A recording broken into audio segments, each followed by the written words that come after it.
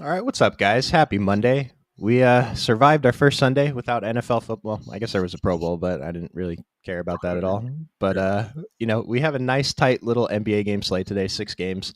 Uh, Super annoying. There's no late game at all tonight, not even for Showdown. So we're gonna be done with our sweats pretty early. What do you think about the slate so far, Nick?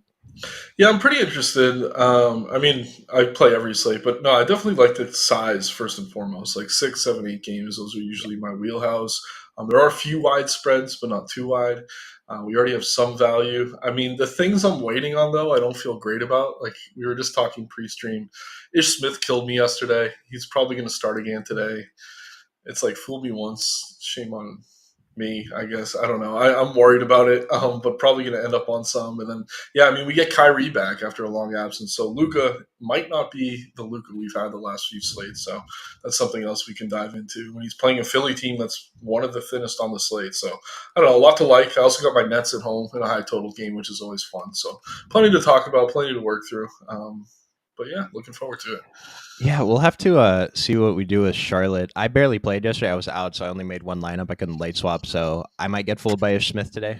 Getting a bit of him in my exposure so far, and it looks like I'm getting a ton of your Nets too. So we'll take Yeah. a look at that. Jose Morales, you're glad we're here. Hey, we're glad you're here. Thanks for being here, man. So Jose.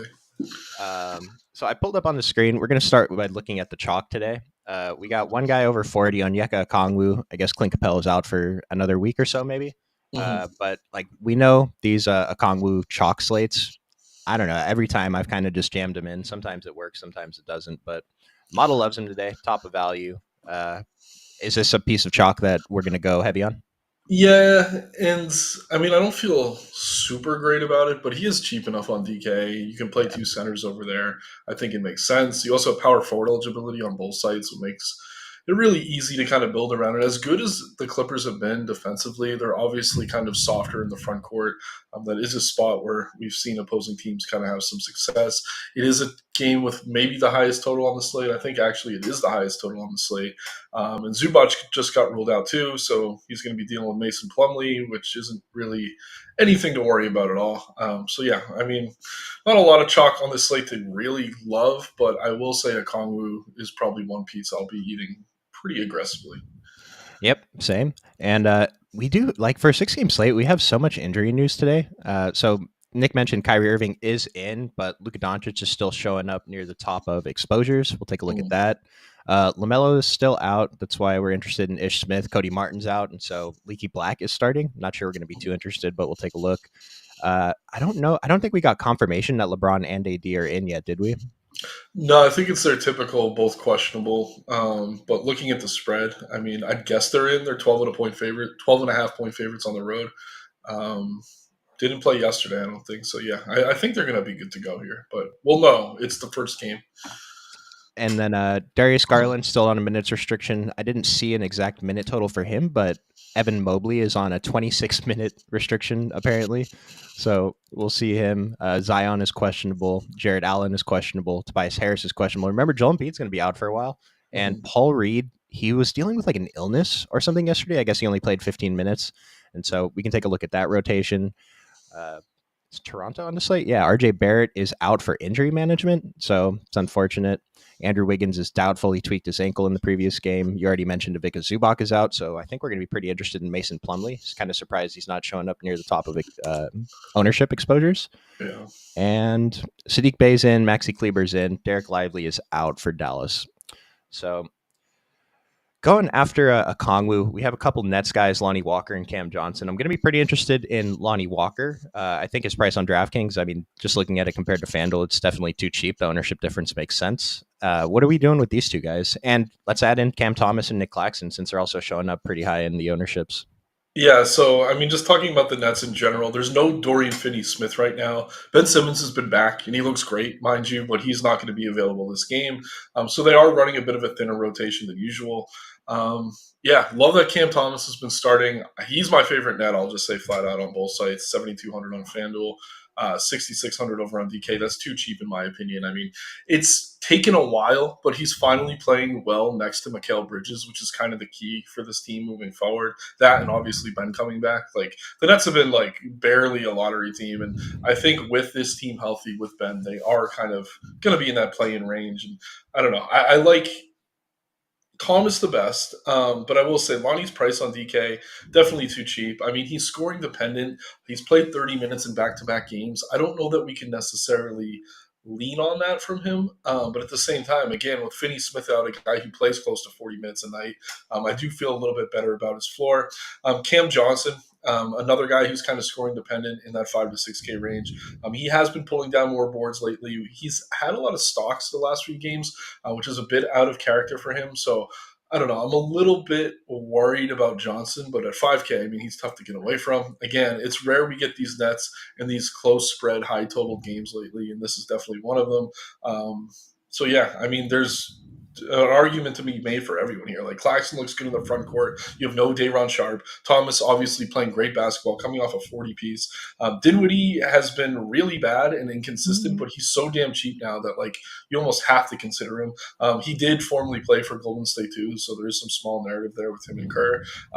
Bridges, I always like. He's been playing well with Thomas, just like I said. So I mean, I'm sitting here talking through the whole roster. Bias aside, I actually do think this is one of the best spots on the slate. They're going to be paced up. The Warriors' defense has been kind of hit or miss.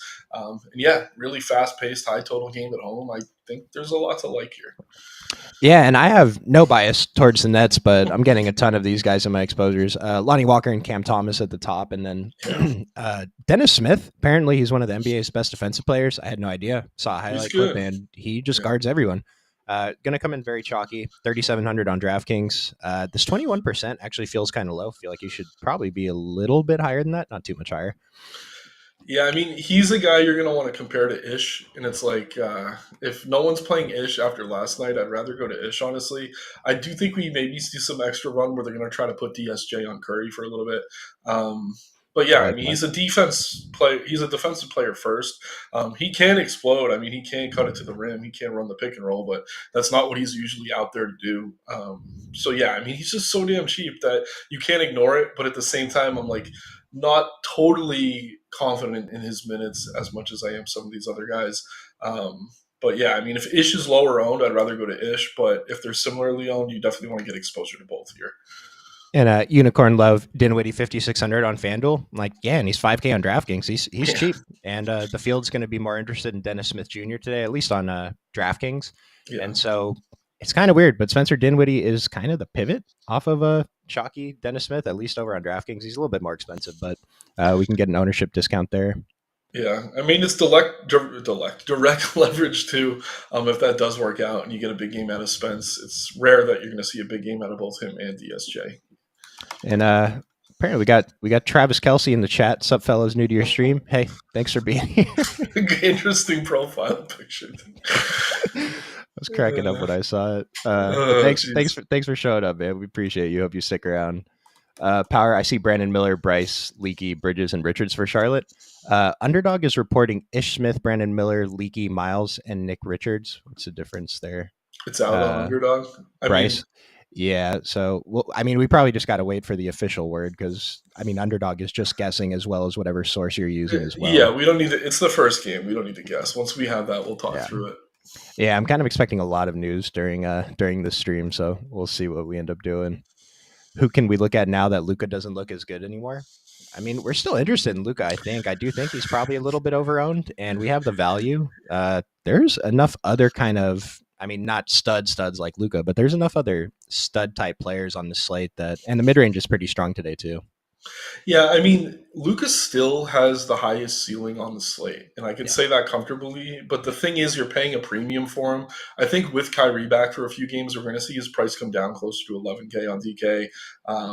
And then what is it on FanDuel? Like 11.5 on FanDuel. So he's about 1K more expensive than maybe he should be. But if you build a lineup where all your value's hitting, you're still going to need raw points. I think Luka could still be that guy. I will say, though, my favorite kind of pay up tonight is Tyrese Maxey opposite him in that game. With no Embiid, he's going to see massive usage here. The Dallas defense, especially in the backcourt, has not been very good. You're getting a major discount, very high total. So I really, really like Maxey tonight, but I'm not going to talk anyone off playing Luka if we have enough value to get to him. Again, I still think he's the top raw point play. And Tyrese Maxey, very approved by the model. You can kind of just compare it here. 9,100. He's fourth in OF index. Few guys under him that are more expensive. So always a great sign. Pretty good value score too. So very interested in Tyrese. And Kawhi is kind of there too. A little bit cheaper than the other guys, but he ranks out very well at pretty modest ownership. 16 for Tyrese on DraftKings, 14 for Kawhi on DraftKings. So we like that. And Travis Kelce with, I see a Trey Lyles sash spot at 3,400. Sabonis going to get in foul trouble early. So we don't predict foul trouble. It's certainly possible. And I don't necessarily think Sabonis getting in foul trouble is the path to Trey Lyles getting more minutes. I mean, he had a really blow up game last game, didn't he? So I'm going to be interested in him at his cheap value tag. Yeah, I mean, he's cheap enough that you can throw him in there. The smash game from Lyles came his last game. I also see a Kleber comment in here too. They're kind of similar tonight. Like when you look at what they just did, they seem way, way, way too cheap. But those are outlier performances. I will say, if Allen's out for Cleveland, that matchup does get a lot softer for Sabonis and the rest of that front court. But yeah, I don't mind mixing in Lyles. I can't call him a priority necessarily. But yeah, I mean, with Mobley and Allen healthy, that is a tough defense. I agree. Foul trouble is a possibility, but again, not something we can necessarily plan for. But yeah, I don't mind the Trey Lyles call. And the thing with the tough defense of Cleveland, I mean, Trey Lyles is going to get there by hitting a bunch of threes and maybe getting an extra rebound or two. So I don't think it matters as much. The most important thing is if he plays 20 plus minutes, he's probably going to be an awesome play at 3,400. Did they change his profile picture? Why does he look so weird? They might have changed it. I don't think. I feel like maybe I just haven't really looked at him in a while. But yeah, I thought he had more facial hair. Yeah, I wouldn't recognize this guy if I saw him. It's like a college picture. And then Emma mentioned Maxi Kleber. So yeah, Derek Lively's out. We saw something weird happen where Rashawn Holmes came in 30% owned the other day. Did not play a single second. It's like 30% of the field was just dead, which was awesome on that day. It's not going to happen again. But Maxi Kleber, 34 minutes. What do we have projected for? Yeah, and I do just want to kind of throw a wrench in this. Dwight Powell left that game injured. I think it was the second or third quarter. So Kleber got more run than he usually would. And Powell's actually playing half decent. I think whoever starts at center for Dallas, you can get to. But if you're kind of banking on those 30 fantasy points again, I'd be surprised if he got there. He was 4 for 7 from 3. Kleber at his best is a good shooter, but that's a little out of character for him. And then, like I said, Powell went out with an injury, only played 18 minutes. I think Powell's going to get closer to 24 minutes, which is going to cut Kleber down to maybe 26 to 28. So still a good play at his price, but maybe not as good of a play as that game log is going to tell you he is. Absolutely. And with Kyrie back, I don't know it necessarily hurts Kleber that much, but it could. Yeah. The main thing is just whoever's on the court, because like Nick said, he just has to hit a bunch of threes, get a couple extra rebounds, a block or two, and he will get there at 4,100 if he does those things. Would we rather go down to Quinoa instead of Ish? Dude's been getting minutes. I mean, it's tough to argue with what he's been doing lately. Kerr, he like falls in love and out of love with these young guys all the time. Like Pods is super popular tonight. I think as long as he starts, he should be. Mm-hmm. The thing is, we have Wiggins out, which is creating more opportunity for a lot of these other guys. But yeah, it's tough to say. I mean, I really do like Pods, prefer him starting, but they did just get Moses Moody back. I don't know if that's going to cut into Quinones or not.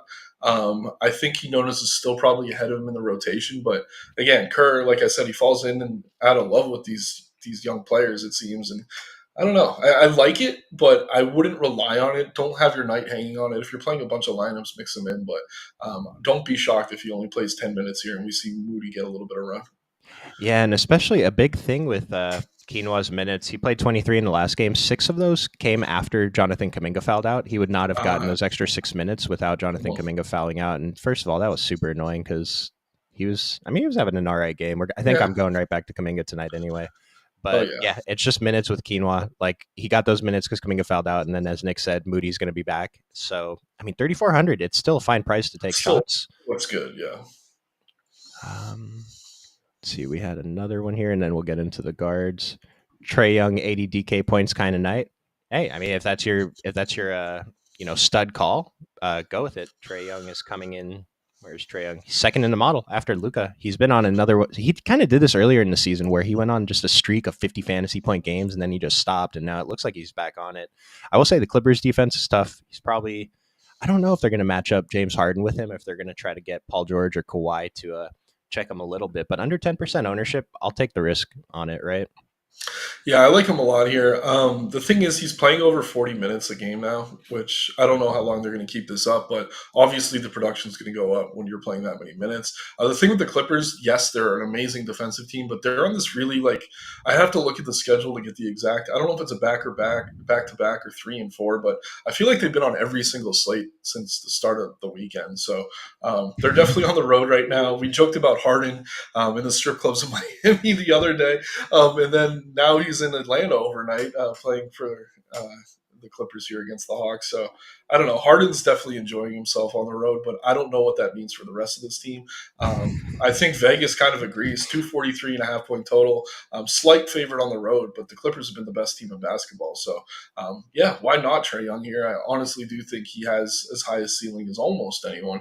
And at his price, he's really solid. Probably get a much lower owned than Maxey, who we talked about earlier. No, so talking about Trae Young, just DeAndre Hunter is available to play today. Excuse me. He's probably going to be on some type of minutes limit. So we'll have to see. And Sadiq Bey in too. We'll take a look at that rotation, how it affects probably a Kongwu the most. But let's go ahead and let's dive into guards. Thuggethuggin asking for the top Yahoo value. So there you go. No filters. Go ahead and, I don't know, you can pause the video or something and check it out. Yep, Plumlee, Walker, Trent, Yep. McConnell. Yeah. I mean, this makes sense. Kongwood, $15 seems like a smash. Mason Plumlee at $10. I love him. I'm going to be playing a bunch of him on DraftKings. Certainly more than the 14%. So yeah, we'll see. we can talk about that when we get to center. I am a little concerned that both teams could go a little smaller than usual here, maybe, but yeah, we'll see. Yeah, and the thing with them going small, so Clippers, I don't know, they can still do it. I mean, they have Daniel Tice. I don't think Mason Plumlee or Tice played every single minute when Zubac was out last week.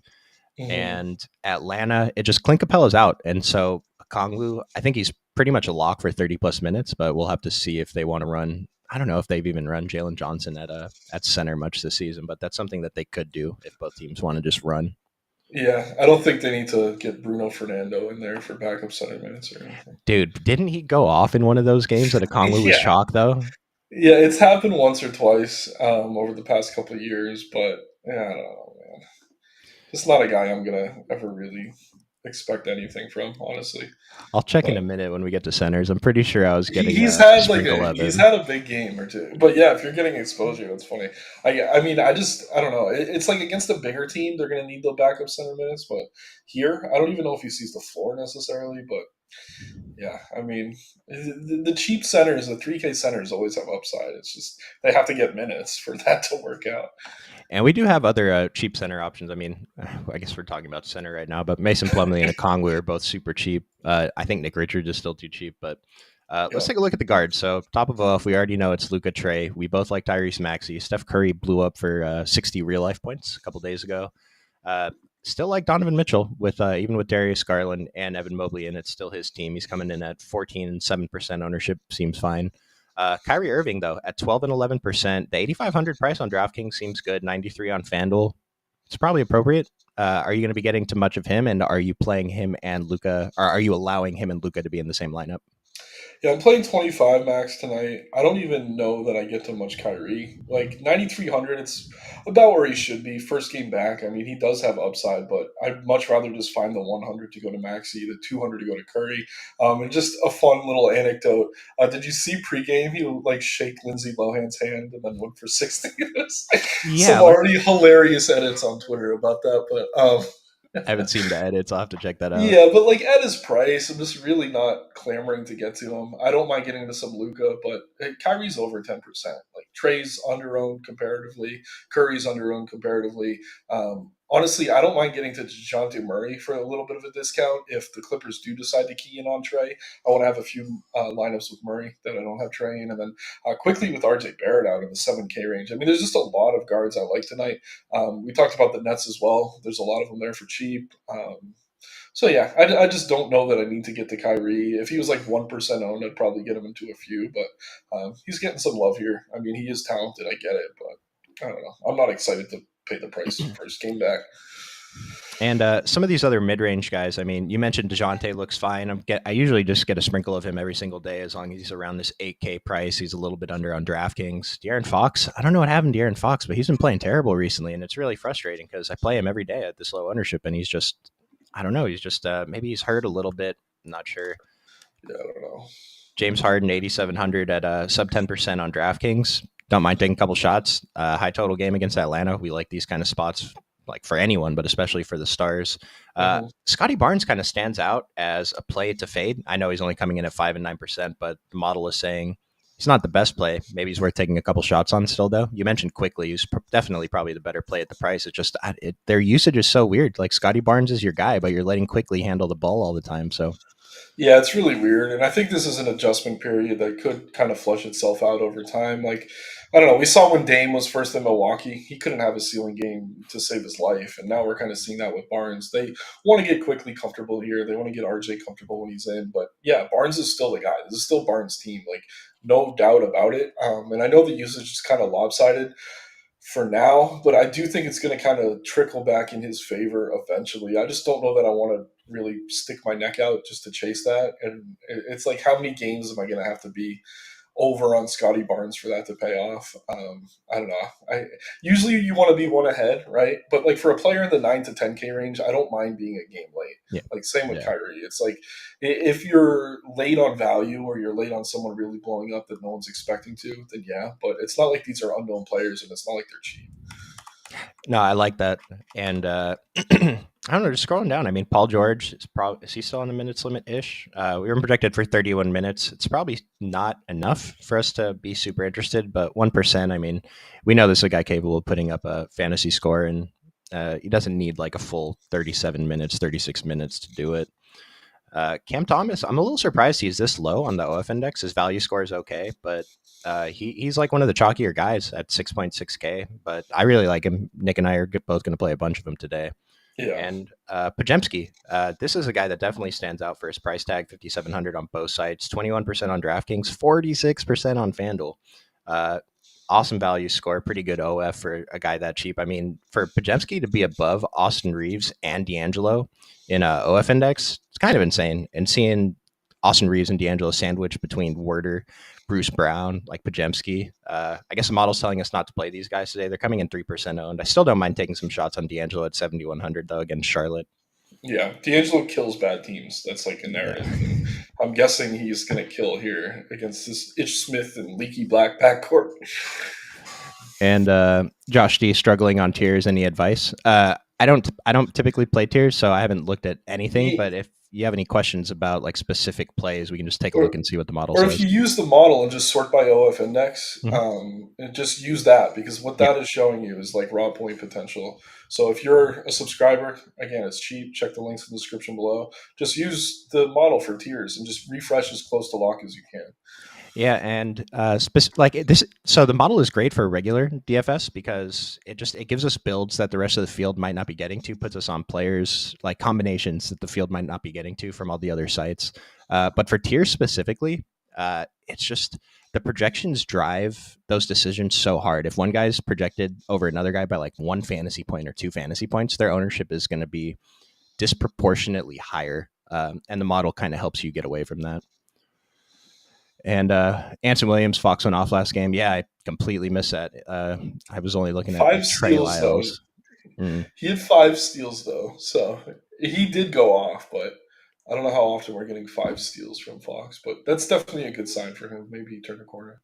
We'll take the opportunity to ride that momentum there. And Anson Williams, Lillard sucks again. Hey, man, he's having a rough time adjusting. Doc Rivers is having a tough time adjusting. Giannis is just pissed off at the world, so... At least we're getting Robin Lopez minutes. That's fun for everyone. Yeah, and I saw some Bobby Portis trade rumors, like for Grant Williams. Like, why would you ever do that? It makes sense for the Mavericks, obviously, but Portis is kind of the fan favorite. They might riot if they trade him. Yeah, that's insane. I don't know why the hell they do that. Do we think Strus is going to do barbecue or mildew? Dude be killing me when I have exposure to it. I mean, Max Strus, Where is Max Drew showing up? It's just tough with Darius Garland back because when these guys were out, Garland and Mobley, and especially Levert, is just Strus was kind of the second in command. Now he's the fifth guy on the roster, right? After Jared Allen, Mobley, and the two guards. But at Yeah, 2%, 5,200, he's capable of hitting a bunch of threes. So that would be a reason I still have interest in him.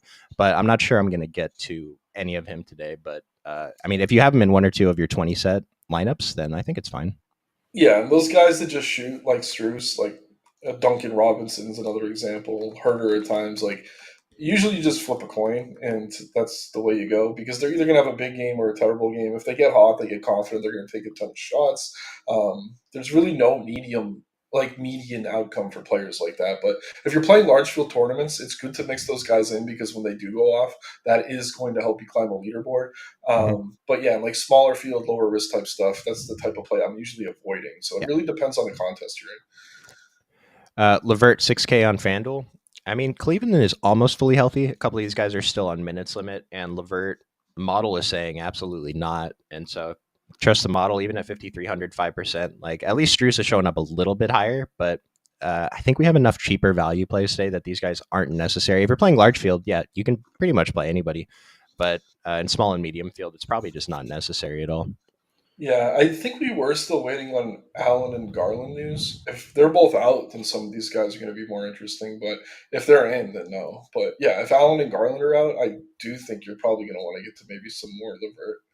And we did get a confirmed Hornets starting lineup: Ish Smith, Brandon Miller, Leaky Black, Bridges, and Richards. So we have Ish Smith and Brandon Miller with Leaky Black in there. This is terrible. Bridges is good. Brandon Miller appears to be really good for a rookie, Mhm. but it's still a huge spread. And I don't know. Let's take a look at Charlotte right now since we're on that. Nick mentioned he's not going to be fooled by Ish Smith again. I didn't play him yesterday, so I am going to get fooled by him Well, I a little said bit, I might be. I probably. mean, I said it depended on the ownership. If everyone else is afraid, I'll jump in. But if he's going to be chalk, I don't know. I'm going to have some exposure to Ish Smith. I just yesterday I had 80%. I'm not going to do that again. Well, on DraftKings, Ish and Nick Smith both seem fine, 18% and 12% ownership. But on FanDuel, 65% Nick Smith. I have to say I disagree. And That's insane. 27% Ish on FanDuel. That's probably still a little high. Like, that's probably high enough that we can fade it comfortably, even though he's cheap. But, like, most of these cheap guys, if he's the last guy in and he helps you put together the rest of your lineup the way that you want it, then I think it's fine to do that. But these are not guys that I would be very excited to just jam in today, especially the 65% Nick Smith on FanDuel seems insane. That's baffling. He has like 2 games over 20 fantasy points this season. Yeah, I don't get that. Like the thing with Ish, I mean, he's a serviceable player. He got in foul trouble yesterday. He had 2 fouls in his first stint. Barely played the first half. Came back in, got another foul. Just played terribly. I mean, it's a bad matchup here against the Lakers. How do you feel? I feel like the Lakers show up against good teams and then don't against bad teams, but maybe that's just me thinking that. Well, I did take the Lakers alternate line minus like 20.5. So Okay, there's our answer. And yeah, so the thing is, Ish is a vet. I mean, he'd be played off the floor if this game blows out. I guess you could maybe bank on Smith to get some extra run. But what this does, like, I do like Miller, and I'm curious when we transition to forwards how the ownership looks on Black because that's another young player who should play kind of regardless of how this game plays out. Ish Smith, Miles Bridges, these are guys that probably get benched in a blowout, where Miller and Black probably don't. So keep that in mind. and Emma, Bruce Brown, or Gary Trent. Mm, Let's just take a look at the model. I'm pretty sure I have a bunch of Gary Trent in my exposures, but he's one of my low owned leverage pieces. He's coming in 10% over on DraftKings, 24% on FanDuel. It's reasonable, but I do like getting slightly over this 10%. Bruce Brown at 7%. They're both GPP shots. If you have the extra 1,000 to get to Bruce Brown, why not? I always, even when he was on the Pacers, I'm like, this guy is on the court. He seems like he does a lot, but I think he kind of tricks people. yeah. I mean, he's a glue guy. He's good to have on your team, but as far as like DFS goes, he's super inconsistent. But yeah, I'd say keep an eye on the ownership if they're both low owned. Brown definitely the higher floor, Trent probably the higher ceiling, and you're getting Trent for cheaper. So I do prefer Trent of the two, but Mhm. if you have an extra 1,000, I do think you're getting a higher floor with Bruce Brown. Trent obviously scoring dependent. If he goes cold, he could disappear pretty quickly, especially if someone off the bench gets hot. And Anson Williams, Lillard to Miami. It would be so funny. I don't think Jimmy wants a Lillard At now. this point, yeah. Uh, Lillard and Cat. over Brunson and Sabonis. I'm pretty sure Brunson did make the All-Star game, but there was someone else in the East that Could should have Embiid made. get hurt? Yeah. Well, Brunson, did he get in off an injury or? I think he just made it regular because there was talking about how did he make it over Trae Young. Then he had that big game the day after. Hmm. I could be mistaken, but Sabonis, I think definitely should have been there over Cat. Not sure why Cat was there. I mean, he's Cat obviously, but his stats aren't that impressive, and I feel like the Kings deserved an All-Star. Yeah, I agree. Who's Lester Quinoa, and why did he close in overtime for Warriors last game? Because Kuminga fouled out. That's the only reason. He got those extra 6 minutes, so not likely to happen again. But let's take a look at some other value guards. So Lonnie Walker, Pajemski, I think they're both great plays. I'm going to be playing a bunch of them. I think this is fine chalk to eat. Pajemski at 21%. I'd be shocked if he didn't come in like the mid 30s. If he only comes in at 20%, that's a massive win for us playing him. Even if it doesn't work out, it's such a good spot to get over the field on Pajemski, assuming he's starting, right? Right. Yeah. If he comes off the bench, you do have to be a little bit concerned. He's projected to start pretty much everywhere, though. So just keep an eye on it. We'll have that news right after lock, probably. Quinoa was supposed to be the next Pool. I don't know if that's a good comparison nowadays or If not. you Is want that to be the next pool at this point, yeah? Is that next guy to take optimistic? a haymaker from Draymond. Does that mean his future is good or not? I have no idea. No, that's funny. I mean, yeah, I don't know. It looks like Pods might be the next good pool. Yeah, better. Yeah, I mean they Uh, do a good job evaluating talent in those late rounds in Golden State. I mean they always seem to find these guys, which is crazy how bad they missed on Wiseman, but it is what it is. they took him over LaMelo. Um, Yeah, but a couple other kind of cheap-ish guys that are model-approved value plays. Kelly Oubre, 3% on DraftKings, 6,500. He hasn't been great lately, but we know that this is a player who's going to chuck. He's capable of putting up good fantasy scores, so I like taking shots on him today because it's like, just think about it. With Embiid out for a bit, if Kelly Oubre has one blow-up game today, he's going to be chalk on the next slate. So yeah, these are the kind of guys Nick was saying earlier. We don't have to be a game ahead on the studs necessarily. And Kelly Oubre is a little bit more expensive than value, but I still like taking the shots yeah. there. No, I agree. And Kevin Werder, he's been chalk, and then he had a bad game, and now he's not chalk. But he's the same price, or he might even be cheaper than he was a couple slates ago. But 5,100 on DraftKings at 13%, I think is fine. 61 on FanDuel, even at the 4%. Not sure I'd be too interested. And then Malik Monk, where's Malik Monk? This Yeah, guy's he been a had two big phenomenal. games. Yeah, still only 11%. Now his price is higher than Kevin Werder. He was cheaper the previous couple of times, but I mean, Malik Monk is just always a GPP play. It's a matter of how poorly is he playing that he can get his 27 minutes or whatever it might be. Right. And Lester is good and can shoot the lights out. Sure, it's so crazy. I never thought we'd spend 5 minutes talking about Lester Quinoa on a show in February 2024, but here we are. Hey, Is Klay he Thompson hasn't. washed? I don't know. Just a lot of Warriors talk today. I mean, he's more. He's not what he was. He's still a good player, but he's not the Clay he used to be. So it depends on your definition of washed, I guess. He's definitely regressed. Are there any other guards you want to talk about or that we didn't mention before we go to forwards? No, I think we're good for the most part. I will say Donovan Mitchell's not getting as much love as he probably needs to. Everyone's afraid to play him now that Garland's back, but we've seen him over 50 fantasy points a few times, even with his team healthy. If one of those other guys end up ruled out, I think he's still going to come in under own compared to what he probably should be. And then with Zion, questionable, just keep an eye on that. If he's out, we always know that McCollum becomes very appealing. Just a few pieces of news that we're going to need to monitor because again, on a short slate like this, you got to be even quicker. Adjusting is everything in NBA. If you can take advantage of the news as it breaks, that's the difference in winning or losing on a given night. And we did just get that news right now. Zion's in, Herb Jones is in, Larry Nance is in. I was kind of hoping Larry Nance was out so I could jam in Jonas Valanciunas again, but now that's not going to be a thing. And AD and LeBron are both playing today. So let's take a look at AD is still forward eligible over on DraftKings, right? He's only played every game at center this year, so it makes a lot of sense that I he's know still he's power on forward eligible. FanDuel. Yeah. And AD, top of the forward index, followed by Kawhi and then LeBron. AD, 23% ownership. I get it. He's playing against Charlotte. Why wouldn't he dominate? Blowout risk it's a thing. I mean, it's only a 12 and a half point spread, but something we have to consider. Do like getting to LeBron at much less ownership than AD. That's worked out more than a handful of times this year. Yeah, I don't mind it. I'm not going to lie. I mean, I am a little concerned about the blowout there. I think they could get there even if they play limited minutes. It is a nice matchup, soft defense, but I mean, I really do like the Clippers in a pace up spot. So, like, I'd rather get to Kawhi and Harden, I think.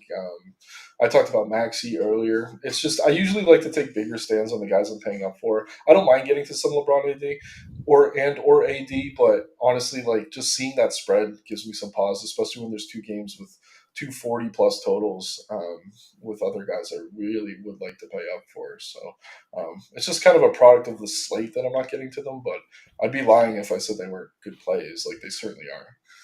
And while we're talking about this game, I mean, this is something I haven't seen before. Brandon Miller and Miles Bridges showing up for the same OF index score. Brandon Miller has the edge in DK value and FD value.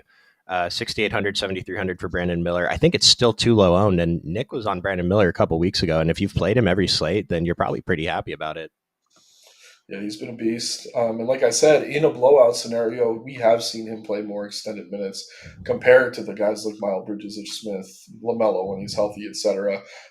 So yeah, really like getting the Miller. I think he's a higher floor than Bridges. If this game's competitive, Bridges definitely has more upside. We've seen massive, massive games out of him, but just for the little discount, I'd rather just play more Miller. I think, and yeah, even if the Lakers win by 20 and cover that spread for you, I do think he probably pushes 30 minutes regardless.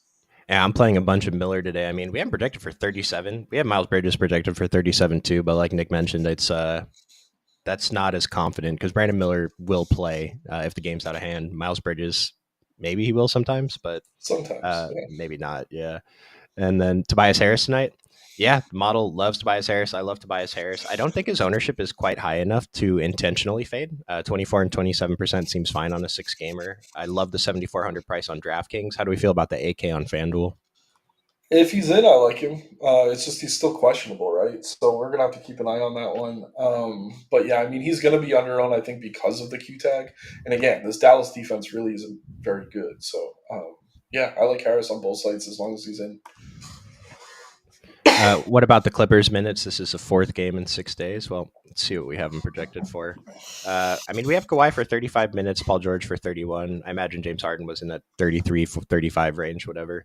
I think their ownerships are fine to take shots. They're probably a little bit too low, but I mean, it's against Atlanta in the highest total game. It's a 3.5 point spread. Ty Lue's like maybe he intentionally keeps them off the court for an extra minute or two during their normal rotations, but I don't see anything too drastic happening. I mean, if they wanted to rest Kawhi, they would just rest him for the full game, right? Yeah, no, totally. Definitely, they're not afraid to rest Kawhi. Yeah. And yeah, I mean, my take, honestly, and this is what I've been doing these last few games, I'm playing a lot of Harden and Kawhi, not Mhm. so much Paul George. I think he's banged up, and like Yeah. you said, he's projected for a few less minutes. They're kind of being somewhat cautious with him. 27 against Detroit, 32 against Miami. Then you have to go back a few games before that to see the last time he played 30 plus. Harden, one of the top players in the league in terms of minutes played. And then Kawhi, I mean, super productive. Great matchup for him, paced up here. I'm going to have a lot of Harden and Kawhi tonight, two of my higher owned payups. But I'll probably come in under on Paul George if he's even drawing much ownership, which I don't think he is. So probably around the field, which is like 1 to 5%. But I really do prefer Harden and Kawhi. Yeah, me too. And it's a boost to those guys with Paul George being just off the court for a couple more minutes, but he will still be on there for most of the game, so it's not like a super smash spot, but it's a great spot to get over the field anyway. Jalen Johnson, the model, I don't know what we're calling him, but the model always loves him coming in at Supermodel. 4 and 2%. Yeah, he seems fine as a GPP play. Like taking shots, especially if we're going to be interested in a couple Clippers guys. I mean, running it back with Jalen Johnson, or I mean, we're already going to be playing a bunch of Okongwu, right? But Jalen Johnson and Trae Young look pretty good, and maybe that's an uncommon combo. Jalen Johnson with Okongwu, just intuitively, it kind of makes sense not to play them together if you're hand building. But I think it's fine. I'm not going to set any rules for it. No, I like it. I like him. I mean, his price is up, but that's keeping his ownership reasonable. So yeah, definitely get to some Johnson tonight. Like Mikal Bridges, we mentioned all the other Nets guys. Not sure we gave him enough love, but he's coming in for sub 20% ownership. I think his price is appropriate on both sites. It's probably a little cheap on DraftKings, but I mean, it's just a lot of Nets tonight. And so we should probably be interested in some Golden State guys too. Klay Thompson was asked about. He's a GPP play. He's under 10% owned. I'd like to think he's still capable of putting up 10 threes on any given night. He hasn't really shown it that much, but he has been a tournament winner a couple of times, maybe two times this whole season. Yeah, I mean, if he gets hot, he gets hot. I mean, the Nets defense is okay, but I'm not necessarily worried about it for him. And I will say though, we're on forwards. My favorite forward, maybe on the slate, and definitely on Golden State, is going to be Kuminga here. Like you said, he got into foul trouble last game. Already played 34 minutes before he fouled out, and I don't know. He's just been outstanding. I mean, really kind of taking over as a scorer on offense. Obviously, is opening things up for Curry. We've seen higher spikes out of Curry lately, and Kuminga's still producing consistently. So I don't know. I just love him, and I know that he's kind of expensive compared to what we're usually used to paying for him, but that's all the more reason to play him, honestly, if it's going to keep his ownership reasonable. So I'm going to get to a lot of Kuminga here. Don't mind Clay, but Clay's kind of an afterthought for me. Just someone I'd mix in if I'm landing on him, but not really something I'm making a priority of playing. Yeah, at the similar price, I'm getting to Pajemski over Clay in most of my. I don't even know if Clay is like a great pivot. Like I would still want to play Yeah, him I'd rather. alongside Pajemski. And you mentioned Kaminga. I still like getting to Draymond Green over the field, 6,400 on DraftKings at 7%. I think it's another good spot to take some shots on a sub 10% guy. I mean, we're playing a bunch of the chalk. We're playing Brooklyn. We're playing a Kongwu. Whoever else, Tobias Harris if he's in. So taking shots on these sub 10% guys, if you mix two of them into your lineups, that's probably pretty great. Mm-hmm. Totally. Sort by value again. I mean, Tobias showing up at the top of value for DraftKings is pretty significant. Going to be liking him. Hopefully he plays. If not, I imagine Kelly Oubre is going to jump up here. Going to be pretty interested in, but we'll have to see what his ownership comes at to see how interested. If he's like mega chalk, then I probably fade. But if he comes in reasonable, then I like getting there. A couple guys we haven't mentioned showing up here. Herbert Jones, who was ruled in 4,300. Man, this guy was like one of my favorite tournament plays to start the year, and then I don't know, Zion came back maybe, and he hasn't really had that blow up game. And with him, we just need a bunch of stocks and a couple threes, right? Yeah, he missed a couple games, so maybe he was playing hurt. I don't know, but he is back tonight. He's cheaper than he's been. I don't mind mixing him in, but I will say Zion coming off the Q tag that probably keeps his ownership down. Coming off a really strong game, I don't know that he's going to replicate what he did last time out against the Spurs, but at the same time, I mean, we know he has 50-point upside, which at 75 or 7,500 on DK. That's definitely appealing to me as a tournament play. Don't love the 8,200 on FanDuel, but there's a lot of plays in that range tonight. So just depending on ownership, I could see getting to a little bit of him over there as well. But yeah, I was fully prepared to load up on Ingram if Zion was out. Now that he's not, I'm going to turn some of that ownership directly into Zion. And Darius Garland, Jared Allen are playing today, so keep that in mind for Sacramento. It's a good spot for the Cleveland guys. Jared Allen's been awesome, even with Evan Mobley back, so definitely consider him. We'll take a closer look at center. And Tobias Harris was ruled in, so I'm probably going to be pretty heavy on Tobias Harris tonight. Leaky Black, he's starting, pulling 16 and 15% ownership. He's almost min priced on DraftKings and FanDuel. I still don't think I'm going to have much interest, but the model is saying he's fine. Yeah. What's the ownership on him? 15 and 16%. Okay. For Yeah, I Leaky have him in Black. a few lineups. I mean, he's not a terrible punt. And he's another guy, like I said, who in a blowout could probably play into the fourth quarter. But yeah, we haven't seen a ton out of him, but we also haven't seen him start. So, um, yeah, we'll see what he does here. Pretty decent player out of college. All right, and let's take a look at center real quick. So we know Okongwu's the chalk, followed by Nick Claxton. Like Nick Claxton, we love all the Nets tonight. Oh, yeah. Larry Nance at 24% on DraftKings. He's 3,200. I get it. Seems a little hefty though. We have a bunch of guys sub even 3,500 that are playable today, and a lot of them play the center spot. So Yeah, I mean, I will say this though. Before Nance went down, he hadn't been having great games, but they were starting him at half mhm, over Joe Valentine's, mhm. and I don't know if that's something that's going to continue, if that someone was hurt or sick or what. But at 3,200, I mean, I don't mind getting to a little Nance. But yeah, I mean, first game back, there is some pause there. 4,800 on FanDuel. You can play him at power forward. I don't know that I'll get to him over there, but 3,200. I mean, I do feel better about him than some of these other weird guard plays we're talking about. So I'd probably mix him into my player pool if I was over on DraftKings. And we just got word that Paul Reed will start today. I was hoping we got that news. We have him projected for 25 minutes. Now, keep in mind, he played 15 last game because he was sick. He's starting. I have to think he's good to go. He obviously wasn't last game, but hopefully he's feeling better today at 1% and 3%. I know the price tag seems a little bit high, but I mean, B-Ball Paul hasn't really showed up this year, but I think he still has it in him. This is a Yeah. spot that I like taking shots on for sure. Yeah, I don't mind it, but do keep in mind before that news came out, there was some coach speak that he was still dealing with the illness. Um, what that means, I have no idea. I mean, he could go out and have his own flu game, but yeah, I mean, it's weird that came out. Um, but it's good to see he's in. I don't mind mixing him in at 1%. That's way too low. Some other center. I mentioned I like Mason Plumlee. The 14% on DraftKings feels incorrect. I think it should be, I don't know, at least 25%, 30% on FanDuel. It seems more reasonable, but center only. I guess there's not many super pay up centers we're interested in today, so I kind of get it. Yeah, I do just want to talk about Plumlee for a minute. Like, even with Zubats out, the minutes have been pretty inconsistent for him, and like I'm trying to see why or what it is, but I think they're just going small more. And it's not like they're giving Tice a ton of run. Um, but Tice is playing like 20-ish minutes per game, so yeah, can Plumlee get there in 22 to 24 minutes? Sure, especially in a pace-up matchup, but I don't know that I feel comfortable projecting him over like 22 just because it's been so inconsistent what we're getting out of him. And again, we talked about how this is 4 games in 6 days. We're not worried about it for Kawhi or Harden. Should we worry about it for Plumlee? Probably not, but I don't know. There's just a few reasons to like maybe have some pause on him here, especially if he's going to be chalky. On DK, I don't mind it. On FanDuel at 30%, I may not have any, honestly. Seems like a strong fade on FanDuel just because of Yeah, the reasons you said. Like the 14% seems fine to take shots on, but fading him at 30% could be pretty powerful if it ends up working out, and you don't even really have to right. nail the pivot. You Like, just have to. it's like, is he going to kill me? Like, if I'm paying up for Claxton more, like some of these other guys, like, I don't know, Claxton, Draymond, I'll put in at center. With Jared Allen in now, maybe mix him in. There's a bunch of centers that I'd feel okay about tonight. It is honestly like a thinner slate for center than we usually see. Yeah. At least it feels that way. Like, we have no Embiid, obviously, for a long time, no Joker, but Minnesota's not on this slate. But yeah, generally speaking, I think there's enough pivots that I can get away from him. And even if he has a good game, I don't know that it's going to kill me. And starting by DK value, we do have a Congo and Plumlee at the top, followed by Kleber, Anthony Davis, Nick Richards. I mean, this is just the group of centers you want at the top of your center exposures, isn't it? Yeah, no. Like I said, it's a thin slate for center. So what can you do? You just got to lean into it. And of that group, I definitely trust the Congo the most. Yeah, and mix in. I think it's good to mix in some Jared Allen. I mean, 10% ownership.